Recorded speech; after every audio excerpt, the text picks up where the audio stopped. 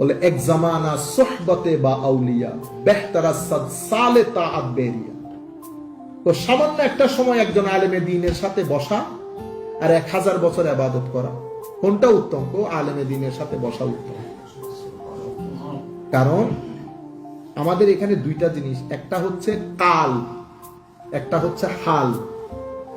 কাল মানি স্পিকার, হাল মানি হাই হাই চেঞ্জার।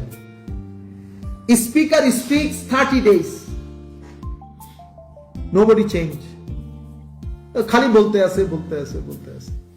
এটা মানুষের জীবন পরিবর্তনে কোনো প্রভাব রাখে না। আরেকজন হচ্ছে হালের লোক, কথা কম বলে, শুধু বসে থাকে, চেয়ে থাকে, মানুষও তার দিকে চেয়ে থাকে। তো এই চোকাচুকির মধ্যে ভিতরে তুফান পয়দা হয়ে যাচ্ছে, সে চেঞ্জ করে ফেলতেছে মানুষগুলাকে। তো এটার মধ্যে